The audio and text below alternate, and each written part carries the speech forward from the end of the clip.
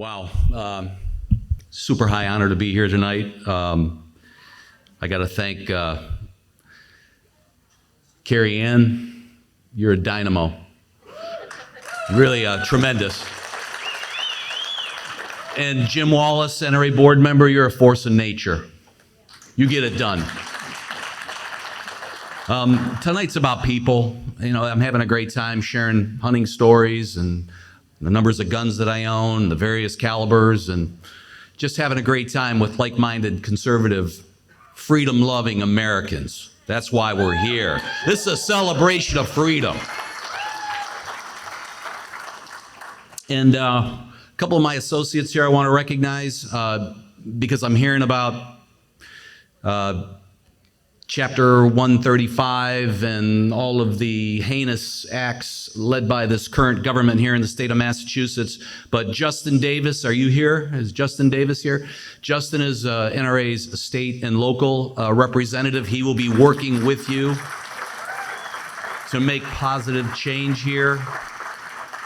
Thank you for being here, Justin. Also, is Frank Miniter here? Frank Miniter, editor-in-chief of America's First Freedom magazine. It's his son, Christian, that's 12 years old. Frank's on a freedom weekend with his son.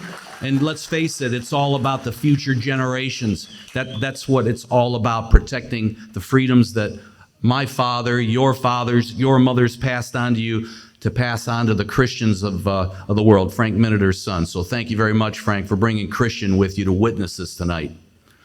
I also want to recognize one of our great industry partners. I had the great privilege of traveling north to Portsmouth, New Hampshire, and visit the SIG Arms manufacturing facility, one of your sponsors tonight. Stand up with the SIG Arms sponsors, Robbie Johnson, and all the great folks from SIG Arms that are here.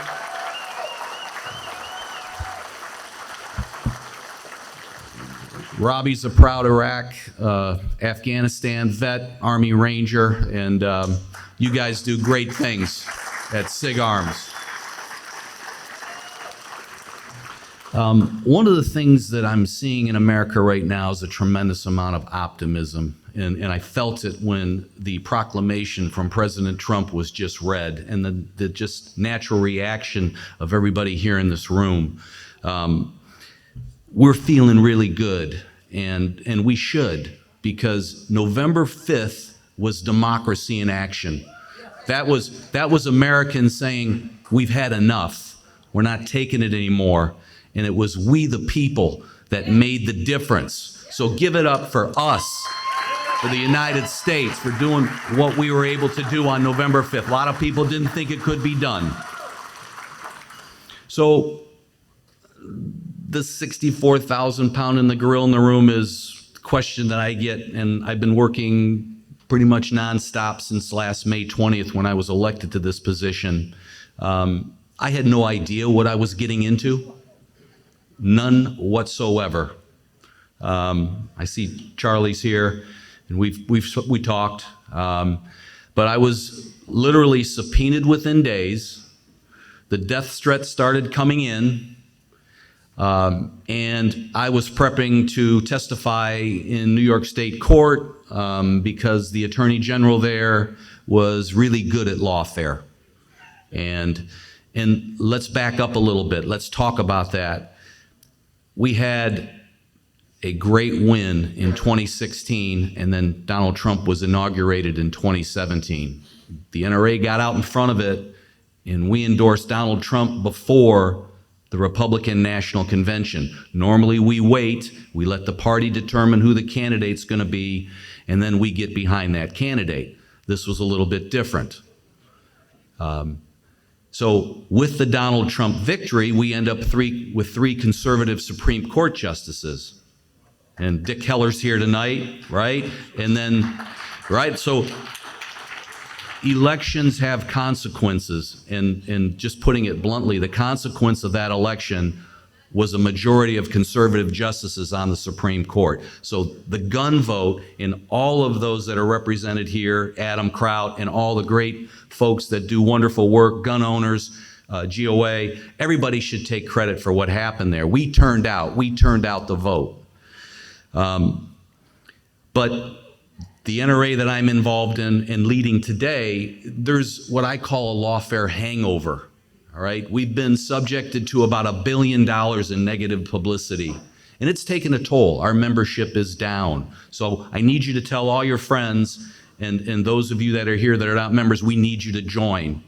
We need you to join because our strength is in our membership. Our strength is in our unity. Our strength is in our ability to get the vote out in these battleground states. And what we saw in November, you hear the president and others talk about it was a landslide in the Electoral College.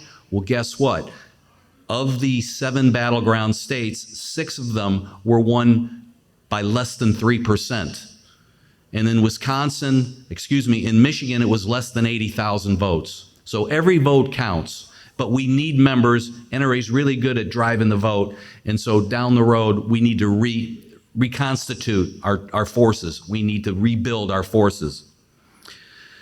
So we're relaunching. In 2025, this is the first time in years we are investing in our programs and services. So your NRA is getting back to basics. We're getting back to competitive shooting. We're getting back to education and training. We're going to get back to our clubs and associations. We've hired 20 people already this year to go back to our general operations division. So my commitment to you is we are going to be investing in our programs, the grassroots elements. That's what made NRA NRA.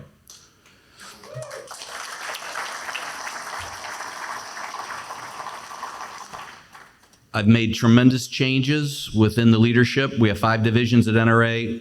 I've turned over every division. So you've got entirely new executive directors at the 5 divisions at the National Rifle Association. You may have heard rumors that the National Rifle Association is moving to Texas. We're not going to Texas. We're staying in Fairfax, Virginia at NRA headquarters. Our belief is that the average NRA member, they give us their $35, $45 because they want political clout on Capitol Hill. That's 20 miles from NRA's headquarters. So made that decision very quickly. As a matter of fact, yesterday when I was at headquarters, I had some cherry picker machines. They were power washing the building. We're spending a couple $1 million to redo our parking structure. We're in it for the long haul in Fairfax, Virginia. Yeah. And people hear me say that NRA does everything, and I'll just give you an example of what that is. We had our Great American Outdoor Show in Harrisburg, Pennsylvania in November. It was 9 days. We had 257,000 people come through those doors. That's the world's largest outdoor show of its kind. And then next week, we're going to be in Atlanta. I hope some of you will join us. We have our 154th annual meeting in Atlanta next week. Big and Rich is playing Saturday night. We're having a huge NRA Foundation dinner on Friday. It's going to be action-packed. We got 600 exhibitors. We're expecting over 70,000 people in Atlanta. A couple of things that I get from members. Why are you always asking me for money? I get so much mail from the NRA. Well, guess what? Every 2 years, we spend every nickel that we have on elections. And we spend it judiciously. We spend it in the battleground areas that can make the difference. And so that's why we're asking for money all the time. And we now have a chief compliance officer. The Judge Cohen in New York appointed one. The chief compliance officer, a guy named Bob Mensinger, does not report to me. And you will have no malfeasance on my watch at the NRA. It's not going to happen.